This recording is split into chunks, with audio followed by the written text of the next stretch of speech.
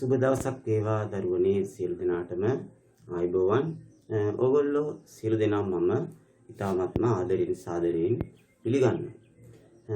ඉතින් 11 වසරේ දරුවන්ව මට ටික කාලයක් වුණා වීඩියෝවක් දාන්න බැරි වුණා. මොකද හේතුව මේ දවස්වල සලුන් වහලා කොණ්ඩ එක පා ගෙදර කට්ටියට කියලා කොණ්ඩ එක පා ගන්න ගිහලා පොඩි අකරතැබ්බයකටපත් වුණා. ඉතින් ඒකින් තමයි වීඩියෝ එක පොඩ්ඩක් පරක්කු වුනේ. එහෙමනම් අපි අද පටන් ගමු අලුත් පාඩම තුන්වෙනි වාරයේ අවසාන හරියේ තියෙන ජ්‍යාමිතික පාඩමක් වෘත්ත චතුරස්‍ර පාඩම. ඉතින් මම වෘත්ත චතුරස්‍ර පාඩම එකපාර පටන් ගන්නෙ නෑ. ඔයගොල්ලන්ට වෘත්ත පිළිබඳව තියෙන මූලික ප්‍රමේයන් කීපයක් අපිට මේ මෙතනින් ඉදිරියට ජ්‍යාමිතික පාඩම් ගණනාවක් වෙනවා. ඉතින් ඒවා ඉතාමත්ම සාර්ථකව මුහුණ දීම සඳහා ඔයගොල්ලන්ට මූලික ප්‍රමේයනුත් මතක් කරමින් තමයි මම ඉදිරියට මේ පාඩම ගෙනියන්නේ. මොකද ජ්‍යාමිතිය 40% ප්‍රශ්න පත්‍රයේ O level ප්‍රශ්න පත්‍රයේ 40% පමණ ජ්‍යාමිතිය අඩංගු වන බැවින් ඔයගොල්ලෝ ජ්‍යාමිතියෙන් පරිපූර්ණත්වයට පත් කරලා තියාගන්න ඕනේ. ඔයගොල්ලෝ උනන්දු වෙන්න ඕනේ ජ්‍යාමිතියට එකක් අනිවාර්යෙන් ගන්න නම්. ඉතින් අපි බලමු මොකක්ද කියලා. මම ඉස්සෙල්ලාම ඔයගොල්ලන්ට මතක් කිරීම තමයි මේ කරන්නේ. මොකද මේ කලින් 10 වසරේදීම ඉගෙනගත්තු ප්‍රමේයන් ටික. පළවෙනි එක මේ බලන්න දැන් මම වෘත්තයක් ඇඳලා තියෙනවා. ඒකේ කේන්ද්‍රය O, AB ට අපි කියනවා ජායක් කියලා. මම මේ ජායේ මධ්‍ය ලක්ෂය ලකුණු කරලා තියෙනවා P කියලා. කේන්ද්‍රයට AP ආ කරලා තියෙනවා. එතකොට මෙතනින් ප්‍රමේයක් හැටියට මෙන්න මෙහෙම කියන්න පුළුවන්. මම කේන්ද්‍රයේ ඉඳලා මෙහෙම ජායකට ලම්බකයක් ඇන්දොත් මේ ජාය දෙකට බෙදෙනවා කියන එක ප්‍රමේයනොත් ඊට පස්සේ අනිත් පැත්ත මොකක්ද?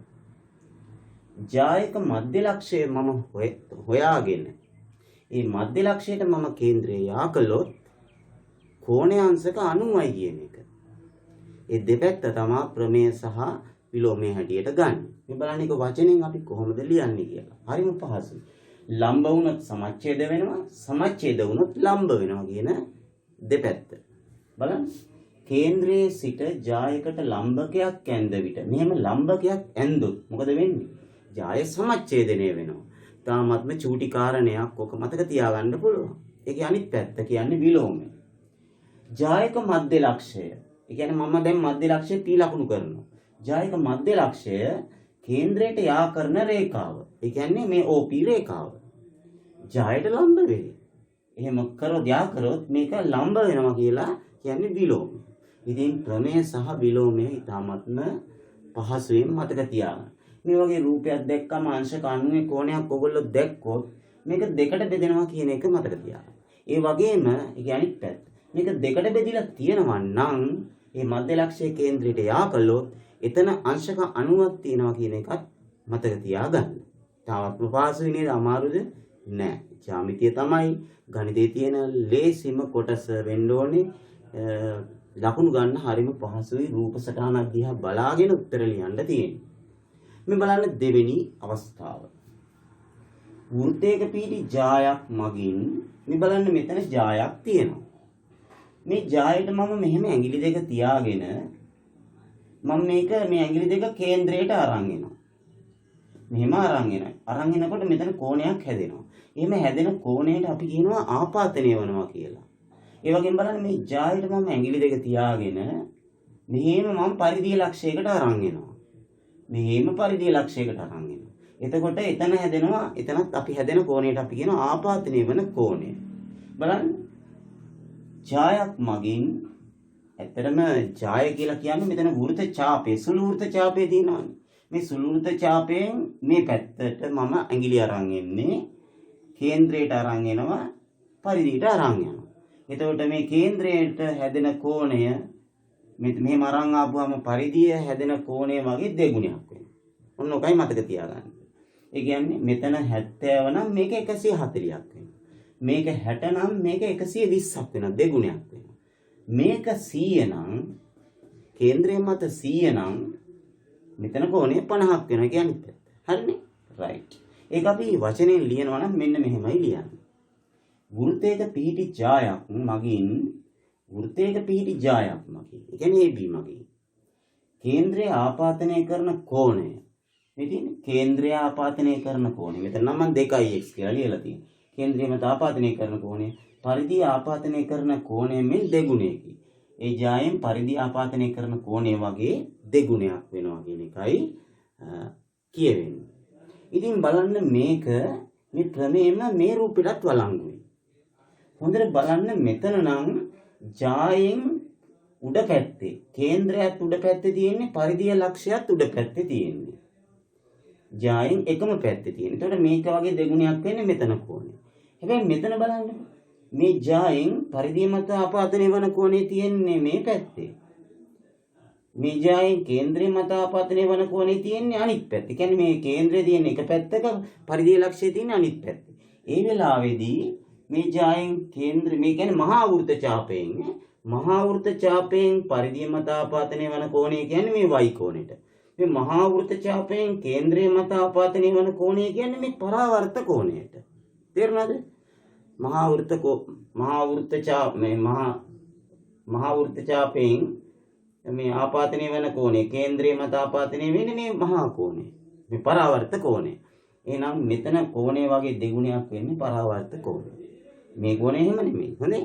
එතන මේකමයි පරිධිය වගේ දෙගුණයක් කේන්ද්‍රය මත ආපාතනය වෙනවා. පරිධිය වගේ දෙගුණයක් කේන්ද්‍රය මත ආපාතනය වෙනවා පරාවර්ත කෝණය බව මතක තියාගන්න. එතන එහෙනම් මේක 120 නම් මේ පරාවර්ත කෝණය 240. පරාවර්ත කෝණය 180 නම් මේ කෝණය 90ක් වෙන්න ඕනේ නේද? අපි ඒක පොඩ්ඩක් කතා කරමු. එතකොට දැන් මේ කෝණය අපි හිතමු 140යි කියලා. 140 පරාවර්ත කෝණයක් නෙමෙයි නේද? මහා කෝණයක්. අපි 180ට වැඩි කෝණයක් ගන්න. මේ කෝණය 220යි නම් මේ කෝණය 110යි. හරිනේ? රයිට්. මේක තමයි මේ ප්‍රමේය යටතේ මේ රූප දෙකටම අදාළයි. ඉතින් ළමයි මේ වගේ පොඩි පොඩි කාරණා මතක තියාගන්න. මේක මම ප්‍රධාන ප්‍රමේය හැටියට ගන්නවා මේක. ඒකෙන් අපිට පුළුවන් තව අනුක්‍රමයන් දෙකක් සාධනය කරන්න. අපි මේ දෙකත් බලමු.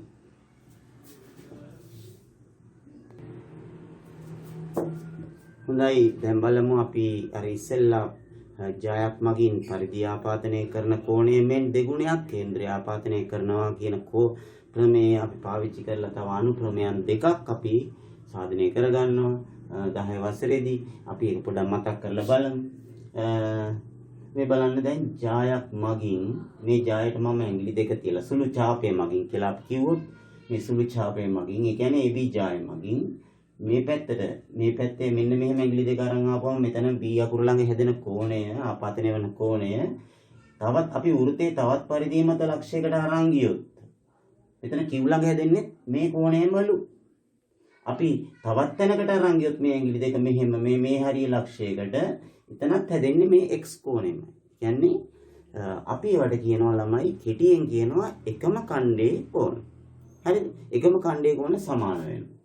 එතකොට බලන්න මේක ඇවිල්ලා සුළු වෘත්ත ඡාපයෙන් මහා වෘත්ත ඛණ්ඩයේ හැදෙන කෝණ. ඉතින් ඒ වගේම බලන්න මෙතන මේ මහා වෘත්ත ඛණ්ඩයෙන් සුළු වෘත්ත ඛණ්ඩය මත මෙහෙම කෝණ දෙකක් ඒ ජායෙන් මේ පැත්තට ආපාදනය වෙනවා නේද? එතකොට මේ කෝණ දෙකක් සමාන වෙනවා. මේවටත් කියන්නේ එකම ඛණ්ඩ. මේ පැත්තේ හැදෙන්නත් පුළුවන් මේකෙන් මේ පැත්තේ හැදෙන්නත් පුළුවන් උඩ පැත්තේ. ඒතර හැබැයි උඩ පැත්තේ හැදෙන කෝණය අගේ නෙමෙයි යට පැත්තේ හැදෙන්නේ. හරිද? මේ කෝණ දෙකක් සමානයි මේ කෝණ දෙකක් සමාන. ඒවට අපි කියනවා වෘත්තයක පිහිටි ජායක් මගින් නැත්නම් වෘත්ත ඡාපයක් මගින් පරිධිය ආපාතනය කරන එකම ඛණ්ඩයේ කෝණ සමානයි. මම මෙතන ජායක් මගින් කියන වචනේ පාවිච්චි කරේ අපි ඇඟිලි දෙක මෙහෙම ජායට තියාගත්තොත් අපිට මේ ඇඟිලි දෙක පහසුවෙන් පරිධිය මතට මෙහෙම අරන් යන්න පුළුවන්. හරිද? මේ පැත්තෙන් මෙහෙම අරන් එන්න පුළුවන් කෝණ දෙක ගන්න. රයිට්. ඒ වගේම මේ බලන්න අන්තිම එක මේකෙදි බලන්න අපි යම් ගානක් ජ්‍යාමිතියේ ගානක් හදනකොට ඔයගලන්ට ඒ රූපය තුල විස්කම්භයක් යා කරලා තිබ්බොත් අංක 1ට number 1 අංක 1ට බලන්න ඕනේ ජායට ඇඟිලි දෙක තියලා බලන්න එක්ක උඩ පැත්තේ පරිධිය මතට අරන් ගිහිල්ලා බලන්න ඇඟිලි දෙක එහෙම නැත්නම් යට පැත්තට අරන් ගිහිල්ලා බලන්න මේ විදිහේ එකක් දැක්කොත් අනිවාර්යෙන් මෙතන කෝණයේ අංශක 90යි කියලා මතක තියාගන්න. බොහොම සරලයි. හරි විස්කම්භයක් දැක්ක ගමන් අංක 1ට number 1 බලන්න ඕනේ මොකද්ද? මෙන්න මේ විදිහට විස්කම්භයෙන් පරිධිය මත ආපාතනය වන කෝණයක් තියනවාද කියලා බලන්න ඒක අංශක 90. ඒකට අපි කියනවා අර්ධ වෘත්තයේ කෝණය කියලා. අංශක 90. විස්කම්භයක් මගින් පරිධිය ආපාදනය කරන අර්ධ වෘත්තයේ කෝණය අංශක 90යි. අපි දැන් මේ ගාන හදාගෙන යනකොට හේතු වරහන් ඇතුළේ ලියනකොට මේ ඔක්කොම වචන නොලියුවත් ඔයගොල්ලෝ වරහන් ඇතුළේ අර්ධ වෘත්තයේ කෝණය කියන එක ලියුවා නම් අංශක 90යි කියලා උත්තරේට ලියලා අර්ධ වෘත්තයේ කෝණය කියලා ලියුවා නම් ඇති. අර උඩ මේකේදිත් එහෙමයි හේතුව හැටියට එකම ඛණ්ඩයේ කෝණ කියලා ලියුවා නම් ඇති. ඒතර මේ මුළු ඔක්කොම වචන සෙට් එකම ලියන්න අවශ්‍ය නැහැ. හරිද? ඒකයි මම මේ ඉරි ඇඳලා තියෙන්නේ. එකම ඛණ්ඩයේ කෝණ කියන්නේ මේවට අර්ධ වෘත්තයේ කෝණය කියන්නේ මෙන්න මේ කෝණයට විස්කම්භයෙන් ආපාදනය වෙන පරිධිය මත ආපාදනය වෙන කෝණයට. රයිට්. හරිම ලේසි නේද? ප්‍රමේයන් 4යි. බලන්න මේවා ලකුණු ආකාර. හරිද? ජ්‍යාමිති ගණක් හදන්න ගියාම මේවා ටක් ගාලා රූපය තුලින් අපි දකින්න ඕනේ. අන්න එතකොට මේක ලකුණු ආකාරයක් වෙනවා. අපි බලමු තව ඉදිරියට.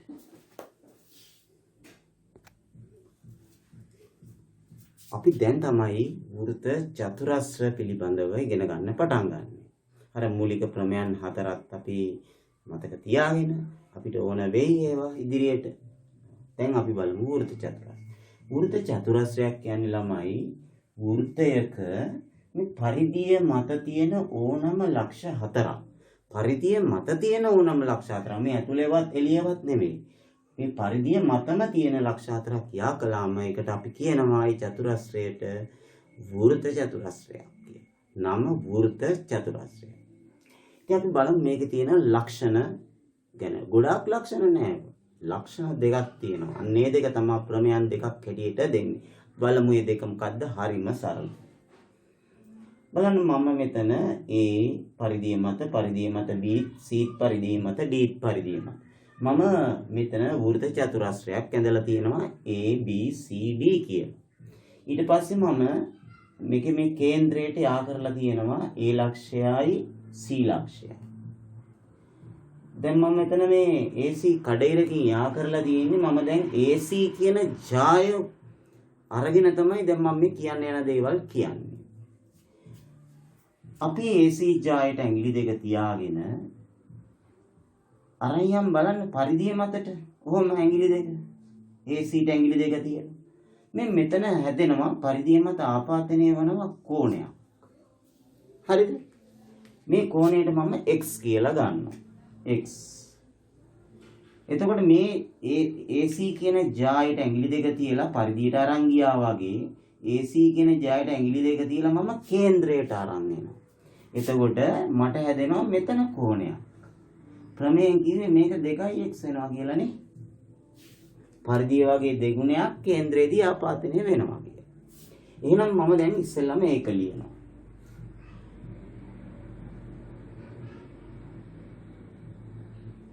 ADC කෝණය.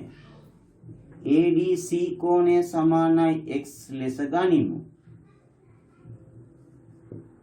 එවිට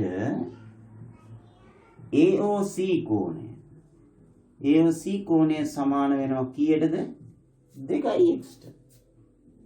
මේ කෝණය 2x වෙනවා. හේතුව මොකද්ද? අන්න දැන් විභාගෙදී මේ වගේ එකක් ලියුවාම හේතුව ලියන්න ඕනේ. මොකද්ද? ජායක් මගින් පරිධියෙන් දෙගුණයක් කේන්ද්‍රයේදී ආපාදනය කරයි. කෙටියෙන් ලියවනම් ඇති. ජායක් මගින්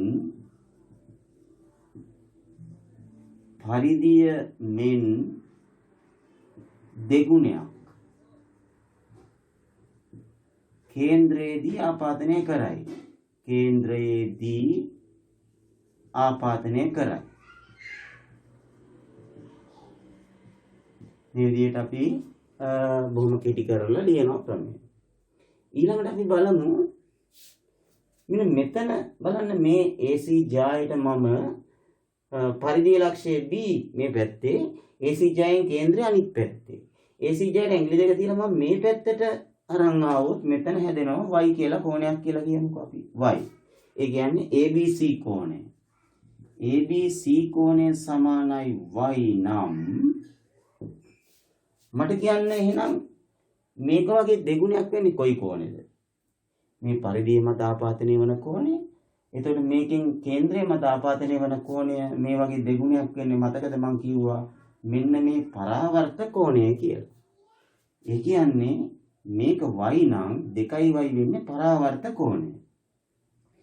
අපි ලියනවා මෙහෙම AOC කෝණය පරාවර්ත. ඒකටත් අපි කියන්නේ AOC කෝණය කියලාමයි. මේ කෝණයටත් කියන්නේ AOC කෝණය කියලාමයි. මේ පැත්ත නම් AOC කෝණය, මේ පැත්ත AOC පරාවර්ත කෝණය. සමානයි 2y වෙනවා. පරාවර්ත කෝණය 2y වෙනවා. ඒකට හේතුව මොකද්ද? මේ ප්‍රමේයමයි. මොකද්ද?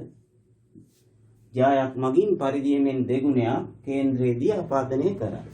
දැන් මම මේ අපිට ලැබිච්ච සමීකරණ දෙක, මේක අංක 1, මේක අංක 2. මේ 1යි 2යි සමීකරණ දෙක දැන් එකතු කරනවා. 1 ධන 2. හරිද? ඒ සමීකරණ දෙක එකතු කරමු බලන්න. AOC කෝණය ධන, මෙතන වම් පැත්ත AOC කෝණය, මේකේ වම් පැත්ත AOC පරාවර්ත කෝණය. AOC කෝණය ධන, AOC කෝණය පරාවර්ත. මේ දෙක එකතු කරාම සමාන වෙන්න ඕනේ. දකුණු පැති දෙක එකතු වුණාම එන්නේ මොකද්ද? 2x ධන 2y. 2x ධන 2y. දැන් මට කියන්න AOC කෝණයයි AOC පරාවර්ත කෝණයයි මේ දෙක එකතු කරාම අංශක 360යි නේ. මේක එකතු කරාම ලක්ෂයක් වටා කෝණය අංශක 360යි නේ. මේ දෙකේ එකතුව අංශක 360යි. මේක සමාන වෙන්නේ 2x ධන 2yට. හරිද? මුළු සමීකරණයම දෙකෙන් බෙදුවොත්, මේ පැත්ත දෙකෙන් බෙදුවොත් x ධන y. මේකත් දෙකෙන් බෙදෙනවා, මේකත් දෙකෙන් බෙදෙනවා, මේක දෙකෙන් බෙදුවාම 180යි. ඒ කියන්නේ අපිට දැන් උත්තරයක් ලැබෙනවා x ධන y සමානයි 180යි කියලා. හොඳට බලන්න දැන් රූපයේ x ධන y 180යිලු. බලන්න මේ දෙක 180යිලු. එතකොට ඒක තමයි අපේ ප්‍රමේය. මොකද්ද ප්‍රමේය? මොකද්ද ප්‍රමේය එතකොට? වෘත්ත මේ ඇවිල්ලා සම්මුඛ කෝණ දෙක නේද? එහෙනම් ඒක තමයි ප්‍රමේය. ඕනෑම වෘත්ත චතුරස්‍රයක මේකයි ප්‍රමේය. අපි බලමු ප්‍රමේය මොකද්ද කියලා. ප්‍රමේය ඕනෑම වෘත්ත චතුරස්‍රයක, ඕනෑම වෘත්ත චතුරස්‍රයක කියන්න බලන්න. මේ දෙක එකතු 180යි. x ධන y 180යි. ඕනෑම වෘත්ත චතුරස්‍රයක සම්මුඛ කෝණ දෙකේ එකතුව අංශක 180යි. මොකද්ද? සම්මුඛ කෝණ දෙකේ එකතුව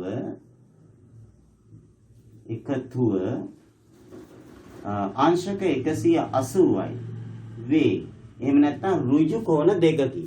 180 වෙනුවට ඍජු කෝණ දෙකක් කියලා කිව්වත් කමක් නැහැ. හරිද? ඉතින් අපිට අපේ වචන පාවිච්චි කරලා ප්‍රමේය ලියන්න.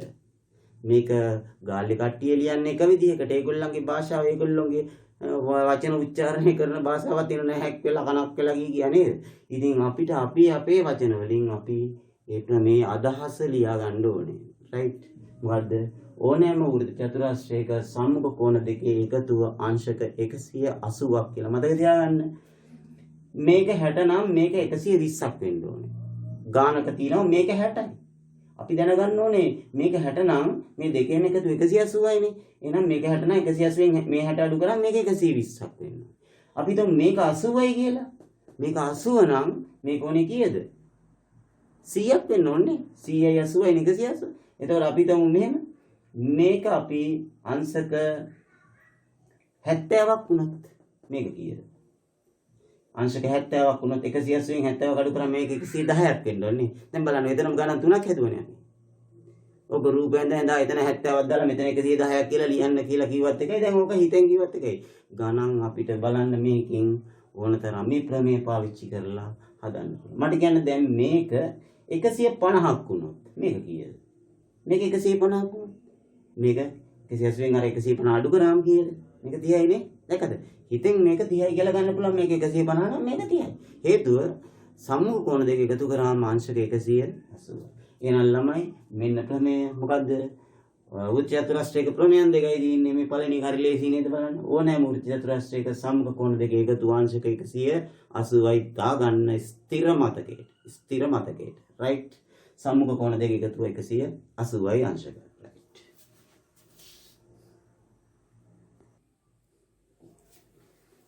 හොඳයි ළමයි දැන් බලමු තවත් අවස්ථාවක් මම මේ වෘත්ත චතුරස්‍රයක් ඇඳලා තියෙනවා පේනවනේ A B C D කියලා පරිධිය මත ලක්ෂ්‍ය හතරක් යා කරලා තියෙනවා මේ AD පාදේ මම දික් කරලා තියෙනවා P දක්වා AD පාදේ P දක්වා දික් කරලා තියෙනවා එතකොට මේ රූපයේ බාහිර කෝණෙකුත් හැදෙනවා නේද බාහිර කෝණෙකුත් හැදෙනවා එතකොට දැන් මේ වෘත්ත චතුරස්‍ර වල දෙවෙනි ප්‍රමේය අපි මේ බාහිර කෝණයක් සම්බන්ධ කරගෙන තමයි කරන්නේ. දැන් මට කියන්න අංශක 180ට සමාන වන සමීකරණයක්. අංශක 180ට සමාන වන සමීකරණය මේ රූපයේ තියෙන කෝණ පාවිච්චි කරලා මට කියන්නකෝ. උලන්න පේන්නේ නැද්ද? මට කියන්න බලන්න මේ දෙක එකතුව කීයද? හැමෝම දන්නවා නේද? මේ දෙක එකතුව කීයද? කාටවත් කියන්න බැරි නෑ නේද? පුළුවන් නේද? මේ දෙක එකතුව අංශක 180යි. ඒ කියන්නේ ADC කෝණය ධන ADC කෝණය ධන එන්න මේක අනිත් එක මේක CDP කෝණය CDP කෝණය සමානයි 180යි අංශක.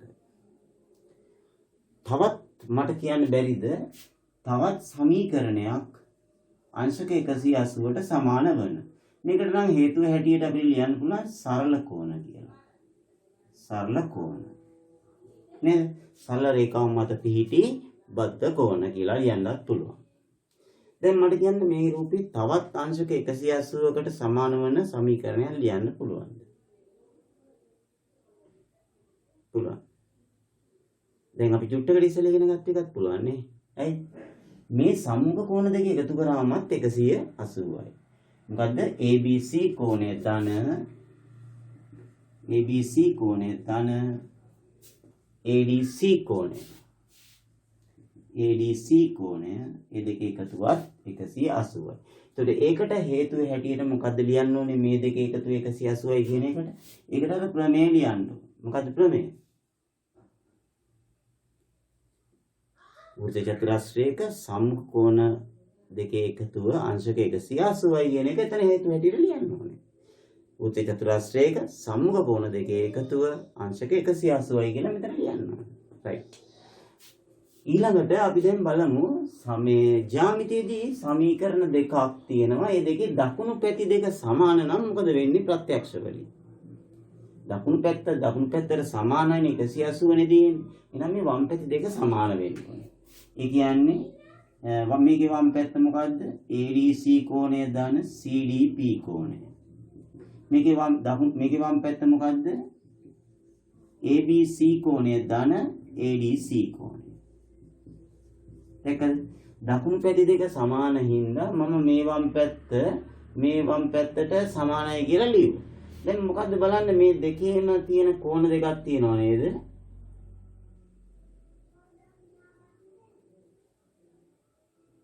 මේවා ADC කෝණය මේකෙත් තියෙනවා මේකෙත් තියෙනවා. මේක එහා පැත්තට අරන් ගියාම අඩු කිරීම වෙලා කැපිලා යනවනේ අපි ඔතනම කපලා දාමු. මේ ADC කෝණය එහා පැත්තට ගියාම අඩු කිරීම වෙලා මේ ADCත් එක්ක කැපිලා යනවනේ. එහෙනම් ඉතුරු වෙන්නේ මොකක්ද? CDP කෝණය සමානයි කියලා එනවා අපිට ABC කෝණයට. මොකද්ද බලන්න මේ ඇවිල්ලා තියෙන්නේ කියන්නේ? CDP කියන්නේ මොකද්ද? CDP කියන්නේ මෙන්න මේ කෝණය. හරි. ABC කියන්නේ මොකද්ද? මෙන්න මේ කෝණය. හරි. බලන්නකො. මේ බාහිර කෝණය මෙතන කෝණයට සමානයිලු. ඒතර මේක අපි වචනේ ලියනකොට ඒතර මේ කෝණය සහ මේ කෝණය කොහොමද අපි හඳුන්වන්නේ? මේ කෝණය බාහිර කෝණයනේ. ඒකට අභ්‍යන්තරව තියෙන්නේ මේ කෝණයනේ. ඒතර ඒ අභ්‍යන්තරව සම්මුඛව තියෙන්නේ මේ බාහිර කෝණයට අභ්‍යන්තර සම්මුඛ කෝණය. අභ්‍යන්තර සම්මුඛ කෝණයට සමාන වෙනවා. ඒතර මේ වචනේ ලියනවා නම් ඕනෑම වෘත්ත චතුරස්‍රයක පාදයක් දික් කළ විට සෑදෙන ලැබෙන බාහිර කෝණය මෙන්න මේ බාහිර කෝණය එහි අභ්‍යන්තර සම්මුඛ කෝණයට සමාන වේ. අභ්‍යන්තර සම්මුඛ කෝණයට සමාන වේ. ඔක තමයි ප්‍රමේය. ඉතින් දැන් බලන්නකො. මේ ඕගොල්ලන්ට දෙන විභාග ගානේ රූපයේ මේ කෝණයට ඕගොල්ලන්ට දීලා තිබ්බොත් මාංශක 80ක්. කතන්දර දෙකක් නෑ. කෙලින්ම මේක 80යි කියලා ඔයගලන්ට ගන්න පුළුවන්. මේක 80 නම් මේක 80යි. හේතුව මොකද්ද? වෘත්ති චතුරස්‍රයක පාදයක් දික් කළ විට සෑදෙන බාහිර කෝණය එහි අභ්‍යන්තර සම්මුඛ කෝණයට සමාන වේ. මේක ඇත්තටම අර ත්‍රිකෝණ පිළිබඳ ප්‍රමේයට වඩා ලේසි නේද? අපි නිකමට මෙතන මතක් කරොත් ත්‍රිකෝණයක මෙන්න මෙහෙම අර බාහිර කෝණ ප්‍රමේයක් තියෙනවා නේද? ඈ මොකද්ද? ත්‍රිකෝණයක පාදයක් දික් කරාම හැදෙන බාහිර කෝණය එහි අභ්‍යන්තර සම්මුඛ කෝණ දෙකේ එකතුවට නේද සමාන වෙන්නේ. මේ දෙකේ එකතුවටනේ මේක සමාන වෙන්නේ. නේද? ඒ කියන්නේ මේක x නම් මේක y නම් මේ බාහිර කෝණය වෙනවා x ධන y කියලා. මේක බලන්න ඊට වඩා ලේසිනේ. බාහිර කෝණය කෙලින්ම අභ්‍යන්තර සම්මුඛ කෝණයට සමාන වෙනවා. එහෙනම් ත්‍රිකෝණ පිළිබඳ බාහිර කෝණයේ ප්‍රමේයට වඩා ලේසි වෘත්ත චතුරස්‍රයේ බාහිර කෝණ ප්‍රමේය. පැහැදිලිද? මේකේ නම් මේ දෙකේම එකතුවටනේ බාහිර කෝණය සමාන වෙන්නේ. මේකේ නම් කෙලින්ම බාහිර කෝණය අභ්‍යන්තර සම්මුඛ කෝණයට සමාන. එහෙනම් මම දැන් ප්‍රමේය මම කිව්වේ කීප වාරයක් මගේ කටින් මම හිතාමතාමයි කිව්වේ ඔයගොල්ලන්ට දැන් හොඳට මතකයි. මොකද්ද? වෘත්ත චතුරස්‍රයක බාහිර කෝණය අභ්‍යන්තර සම්මුඛ කෝණයට සමාන. දැන් එහෙනම් රෙඩි වගේ රෙඩි අපි ගණන් හදන්න. රයිට්.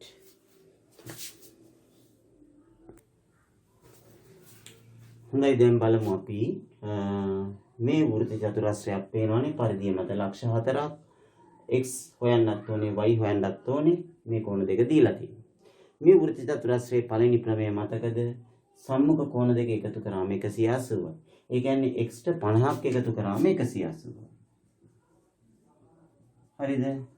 එතනින් අපිට පුළුවන් x ලාගේ හොයන්න 180ෙන් 50ක් අඩු කරාම කීයද? 180ෙන් 50ක් අඩු කරාම 130යි. x කෝණයේ අගය 130යි. ඊළඟට අපි දන්නවා මේ දෙකේ එකතුවත් 180යි. y ධන 123. y ධන 123 සමාන 180යි. එහෙනම් y කෝණය සමාන වෙනවා 180ෙන් අඩු කරන්න ඕනේ 123ක්. ඒතර කීයද? 180ෙන් 120ක් අඩු කරොත් 60යි. තව 3ක් අඩු කරොත් 57යි. දෙවෙනි ගාන බලන්න. ඒකෙත් සම්මුඛ කෝණ දෙක එකතු කරාම 180යි. අපිට එක සමීකරණයක් ලියන්න පුළුවන් x ධන 5x. x ධන 5x සමානයි 180යි. 6x සමානයි 180යි. දෙපැත්තම 6ෙන් බෙදුවොත් x සමානයි කීයද? 30යි. ඒ වගේම අපිට පුළුවන් මේ දෙකේ එකතුව 3y 2y ධන y කියන්නේ 3y සමානයි 180යි. 3y සමානයි 180යි. එහෙනම් දෙපැත්තම 3ෙන් බෙදුවොත් y සමානයි අංශක 60. හරි. මේකත් ඒ જાති ගන්න. මේ දෙකේ එකතුව 180යි. x ධන 10ට 130ක් එකතු කරාම x ධන 10ට 130ක් එකතු කරාම උත්තරේ 180යි. එහෙනම් x සමාන වෙනවා 180ෙන් අඩු කරන්න ඕනේ 130යි 10යි 140ක් අඩු කරන්න. එතනින් එනවා x සමානයි අංශක 180ෙන් 140ක් අඩු කරාම අංශක 40යි. ඊළඟට y මේ දෙක එකතු. මෙතන 80යි 10යි 90යිනේ. ඒ කියන්නේ y ධන 90. අපිට එනවා y ධන 10 ධන 80 කියන්නේ 90යි. සමානයි 180යි. මේ දෙකේ එකතුව සමානයි 180යි. එහෙනම් y සමානයි 180ෙන් 90ක් අඩු කරාම අංශක 90. ඒතර හරියට බලන්න කොච්චර වේගෙන් දැන් අපි ප්‍රමේයන් දන්නවා නම් අපිට ඊටාත්ම වේගෙන් ගණන් හදන්න පුළුවන්. ඔව් දැන් බලන්න අපි තවත් ගණන් කීපයක් බලමු. මෙන්න මේ x සහ y හොයන්න ඕනේ. මෙන්න මේ කෝණය 230ක් කියලා දීලා තියෙනවා. මේක අපිට හදන්න පුළුවන්. දැන් ඔයගලන්ට පුළුවන් මේක පරාවර්ත කෝණය නේද? මේක පරාවර්ත කෝණය. අපි මෙහෙම හිතුවොත් එහෙම AB ජාය මගින් AB ජායට ඇඟිලි දෙක තියලා මෙහෙම කේන්ද්‍රයට අරන් ආපුවාම පරාවර්ත කෝණය එහෙනම් ඒ පිජ්ජායට ඇඟිලි දෙක තියලා කේන්ද්‍ර මේ පරිධිය මත ආපාදනය කරන කෝණය මේ පැත්තේ තියෙන්න ඕනේ. ඒතර මේ y වගේ දෙගුණයක් තමයි 230 වෙන්නේ. නේද? දැන් අපි මේ නිකන් අපි මෙහෙම යා කරගත්තොත් මේ AB ඡාය පරිධිය ආපාදනය කරන කෝණය මේ පැත්තේ තියෙන්නේ. කේන්ද්‍රය මත ආපාදනය කරන කෝණය ඒ ජයයෙන් ඒ පැත්තේ තියෙන්නේ. ඒතර දෙගුණයක් වෙන්නේ මේ කෝණෙනේ මේකට. එහෙනම් අපිට එතනින් පුළුවන් y සමාන වෙන්නේ 230 බෙදීම 2 කියලා ගන්න. කීයද? 232 බෙදුවම 115යි කියලා ගන්න පුළුවන් කෙලින්ම y වලාගේ. පරිධිය වගේ දෙගුණයක් කේන්ද්‍රයේදී ආපාදනය කරනවා. එතෙන්දී පරාවර්ත කෝණය. ඊට පස්සේ අපි y හෙව්වට පස්සේ x හොයන්න පුළුවන් නේද අපිට නිකම්ම. කොහොමද? y හෙව්වට පස්සේ x හොයන නම් මේ වෘත්ත චතුරස්‍රයක්නේ. මේ වෘත්ත චතුරස්‍රයේ සම්මුඛ කෝණ දෙක 180යි නේ. එතකොට x ධන y සමාන වෙනවනේ 180ට. දැන් y 115 නම් මෙතන y 115 නම් එතකොට අපිට පුළුවන් x ධන y සමාන 180 නේ. ඒ කියන්නේ x ධන 115. y කියන්නේ 115යි නම් x ධන 115 සමාන 180යි. එතකොට x සමාන වෙන්නේ 180න් 115ක් අඩු කරාම කීයද? 180න් 115ක් අඩු කරාම 180න් 100ක් අඩු කරොත් 80යි. ඒ 80න් තව 15ක් අඩු කරොත් 65යි නේද? 65. ඉතින් මේක මෙහෙම හදන්න නැතුව ඔයගලන්ට මෙහෙම හිතෙන්න පුළුවන්. කෙලින්ම ගන්නවා මේකෙන් භාගේ මේකයි y කියන්නේ 230න් භාගේ 115 ගත්ත හැකි. දැන් ඔයගලන්ට මෙහෙමත් හොයන්න පුළුවන්. දැන් මේ ලක්ෂයක් වඩා සම්පූර්ණ කෝණය 360 නම් 360න් 230ක් අඩු කරගන්න පුළුවන්. 360න් 230ක් අඩු කරොත් කීයද? මේ ඇතුලේ කෝණය හොයාගන්න පුළුවන් නේද? 130යි නේ දෙන්නේ එතකොට මේක. 360න් 230ක් අඩු කරාම 130යි එන්නේ මේක. 130න් එතකොට මේක 130 නම් මේක 130න් භාගයෙන් x කියන්නේ. මේක 130 නම් x කියන්නේ 130න් භාගය 65යි. 65 කියලා එහෙම ගන්නත් පුළුවන්. රයිට්. දැන් බලන්න මේක. දැන් මේකේ විශේෂත්වයක් තියෙනවා පේනවාද? විස්කම්භයක් තියෙනවා නේ. මම ඔයගොල්ලන්ට කිව්වේ මොකද්ද? විස්කම්භයක් දැක්ක ගමන් මොකද්ද මතක් වෙන්න ඕනේ? විභාගෙදී විස්කම්භයක් තිබ්බොත් රූපේ අනගන්න හොඳට හයියෙන් ටොක්කක්. එතකොට මතක් වෙයි අංශක 90 කෝණය. අර්ධ වෘත්තයේ කෝණය. හරිද? එහෙනම් විස්කම්භයක් දැක්ක ගමන් මෙන්න මේ කෝණයේ අංශක 90ක් බවත් මේක 90ක් බවත් ඒ වගේම මේ විස්කම්භයෙන් මේ පැත්තේ අංශක 90ක් හැදෙන බවත් අපිට මතක් වෙන්න ඕනේ. නැත්තම් මේ ගාන එතනින් එහාට හදන්න බෑ. දශමයක්වත් හොල්ලන්න බෑ. හරිද? එහෙනම් මම කිව්වේ නම්බර් 1 කියලා කිව්වේ ඒකයි. අර්ධ වෘත්තයේ කෝණයක් තියනවා නම් අනිවාර්යෙන් ලකුණු කරගන්න. දැන් පුළුවන්. දැන් ඔයාලට පුළුවන් දැන් හිතන්නකෝ දැන් ත්‍රිකෝණේ කෝණ තුනේ එකතුව 180යිනේ. 180න් මේ 90 පැත්තකටම දාන්නකෝ. එතකොට තව 90යිනේ ඉතුරු. එහෙනම් මේ දෙක එකතුව 90යි නේද? මේ 90 පැත්තකට දැම්මම මේ දෙක 90යි. එහෙනම් x හොයන්න පුළුවන් ඉතිරි 90න් අඩු කරනවා කීයක්ද? 27ක්. ඉතිරි 90න් 27ක් අඩු කරාම 90න් 20ක් අඩු කරොත් 70යි. තව 7ක් අඩු කරොත් අංශක 63ක් අපිට ලබා ගන්න පුළුවන්. හිතෙන් අඩු කරත් ඒ විදිහට 90න් 20ක් අඩු කරලා ඊට පස්සේ තව 7ක් අඩු කරනවා. එතකොට 63ක්. එතකොට ඊළඟට දැන් අපි z හොයාගමු. zුත් එහෙමයි. දැන් මේ 90 දැක්කනේ. මේ 90 ඒ රූපේ ලකුණු කරන්න අපි දැන් ගණනය කිරීම දැන් සාධනය කිරීම කරා මෙතන 90යි කියලා ලියන්න ඕනේ. ලියලා ඉවර වෙලා ඒකේ වරණ ඇතුලේ අර්ධ වෘත්තයේ කෝණය කියලා ලියන්න ඕනේ. මෙතනත් එමෙ ඉඩ ඒ කියන්නේ මට ඉඩ නැති හින්දා මම ලියන්නේ නැත්තම් මේ කෝණය 90යි අර්ධ වෘත්තයේ කෝණය කියලා වරණ ඇතුලේ ලියන්න ඕනේ. හරිනේ? දැන් ඊළඟට දැන් එහෙනම් මේ ත්‍රිකෝණය බලන්නකො. මේ ත්‍රිකෝණයෙන් අපිට පුළුවන් නේද 34යි මේක 90යි. එහෙනම් z හොයන්න පුළුවන් නේද? මේ 90 අයින් කරොත් තව 90ක් ඉතුරුයි. එහෙනම් මේ දෙක එකතුව 90යි. එහෙනම් z වලගේ මේ දෙක එකතුවනේ 90. එහෙනම් 90න් අඩු කරන්න ඕනේ කීයද? 34ක්. 90න් 34ක් අඩු කරාම අපිට එනවා කීයද? 90න් 30ක් අඩු කරොත් 60යි. තව 4ක් අඩු කරොත් 56යි. දැන් ඔන්න අපි හොයාගත්ත x හොයාගත්ත මේක 63යි කියලා z හොයාගත්ත මේක 56යි කියලා. දැන් නිරීක්ෂණය කරන්න. දැන් අපි a සහ y හොයන්න ඕනේ. මොකද a හෙව්වොත් තමයි y හොයන්න පුළුවන් වෙන්නේ. මට කියන්න a හොයන්නේ කොහොමද? දැන් ඕගොල්ලන්ට මේ රූපයේ සමස්තය හොඳට පේන්න ඕනේ. ඕගොල්ලන්ට පේන්න ඕනේ නොඑක් දේවල්. a හොයන්න නම් ළමයි මේ කෝණය අඩංගු ත්‍රිකෝණෙකුත් තියෙනවා. මේ කෝණය අඩංගු චතුරස්‍රයකුත් තියෙනවා. මේ චතුරස්‍රය ඇවිල්ලා වෘත චතුරස්‍රයක්. පරිධිය මත තියෙන ලක්ෂ 4ක්. එහෙනම් ඒ කීයද? බලන්න සම්මුඛ කෝණ දෙක තියෙනවා නේද මෙතන. මේකට මේක සම්මුඛයි නේද? මේ දෙක එකතු 180යි. එහෙනම් ඒ වලගේ අපිට ගන්න පුළුවන් 100 මේ දෙකම 180යිනේ. එහෙනම් 180 ඒ වලගේ ගන්න පුළුවන් 180න් 56ක් අඩු කරාම. ඒ වලගේ ගන්න පුළුවන් 180න් 56ක් අඩු කරාම. 180න් 50ක් අඩු කරාම 130යි. තව 6ක් අඩු කරාම 124යි. right? දැන් අපි මේ ඒ කෝණයත් හොයාගත්තා 124යි කියලා. දැන් බලන්න මමත් පොඩි උපක්‍රම පාවිච්චි කරනවා. මේවා මතකේ තියාගෙන ඉන්න බෑ. මම ටක් ගාලා හොයාගන්න බලන්න මම කෝණය එතන ලියලා රවුම් කරා. එතකොට මට තව දේවල් පේනවා. ඕගොල්ලෝ මේක බය නැතුව කරන්න විභාගෙදී. මම මේ බය නැතුව කරන්නේ ඒකයි. හරිද? මොකද අපි තමයි උත්තර පත්‍ර බලන්නේ. දැන් අවුරුදු 23ක් තිස්සේ පසුගිය දැන් මේ පහුගිය අවුරුදු දෙකේ තිබ්බනම් 23ක් වෙනවා දැන්. උත්තර පත්‍ර බලන්න කියලා O level. ඒකින්ද බය නැතුව කියන්නේ ඒකයි. හරිද? මේවා ලියන්න.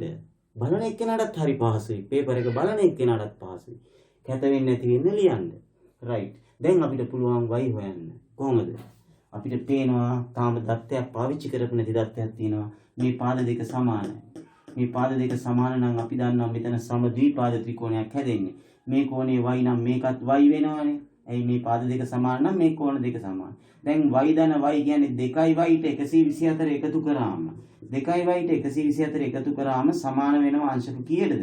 180ට. 2y ධන 124 සමානයි 180යි.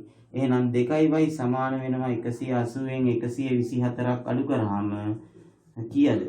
180න් 120ක් අඩු කරොත් 60යි. තව 4ක් අඩු කරොත් 56යි. එහෙනම් අපිට එනවා 2y කියන්නේ 56 නම් y සමානයි අංශක 28යි කියලා ලැබෙනවා. දැන් බලන්න අපි ඒත් හෙව්වා ඊළඟට අවසානයේදී yත් හෙව්වා. ඉතින් මේ ඔයගොල්ලන්ගේ අභ්‍යාස මාලාවේ තියෙන ගණන් තමයි අපි මේ සාකච්ඡා කරේ. ඉතින් ඔයගොල්ලන්ට කිසි ගැටලුවක් නැහැ. මේ වීඩියෝ හොඳට බලලා අධ්‍යයනය කරන්න නැවත බලන්න. එතකොට හොඳට 100%ක්ම තේරෙයි. තාමත්ම සරලවමයි මම මේ කියලා දුන්නේ. right.